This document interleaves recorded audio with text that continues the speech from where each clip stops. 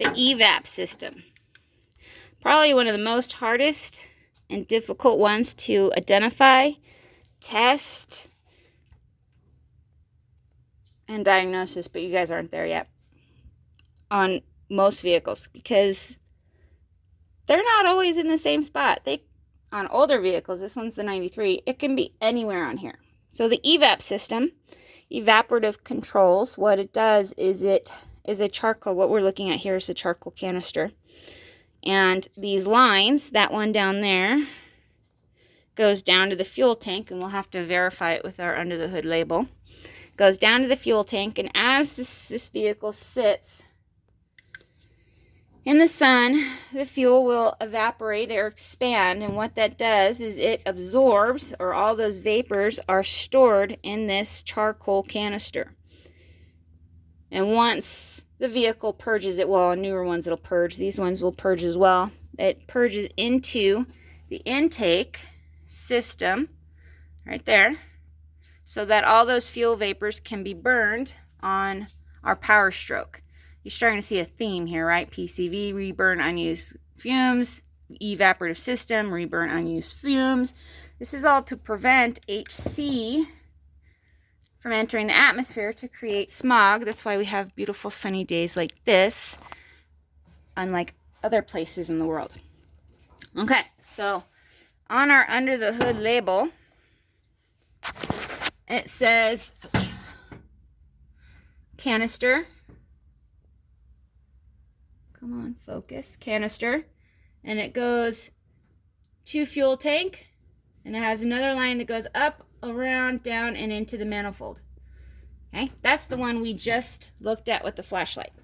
So what you do is you have to identify and find, locate your canister. There's the canister. Okay, you have to verify. There we go. Verify that it's not broken. It's in good condition. It's not leaking. Some manufacturers, I'm sorry for the bad video. There it is. Some manufacturers put this underneath the battery, and when a battery leaks, it drips acid on it and it eats the canister. That's a fail.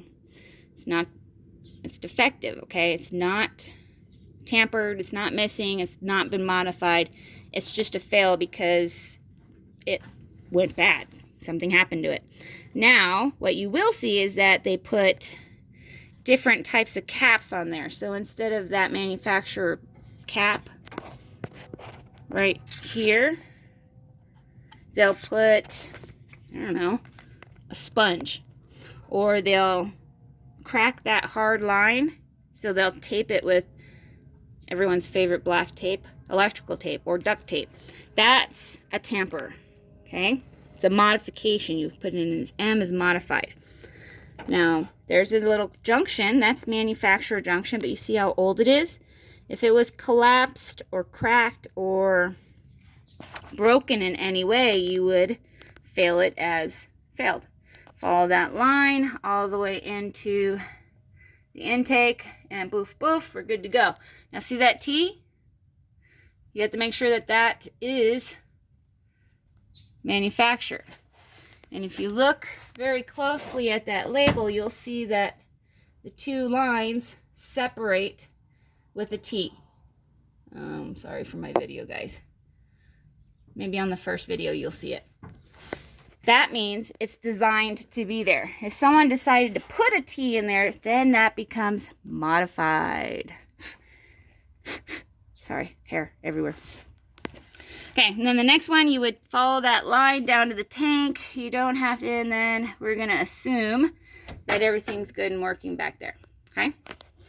Now, on this vehicle, it would require a low pressure evaporative test. Do not pinch these hard lines, okay? You would have to take it off. You pinch the one from the tank, or you disconnect it, plug it gently. Well, right here you could pinch it because it's a soft line.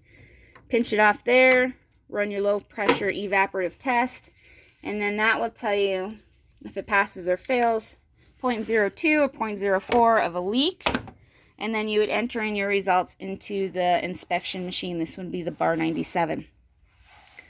So that is our fuel evaporative inspection.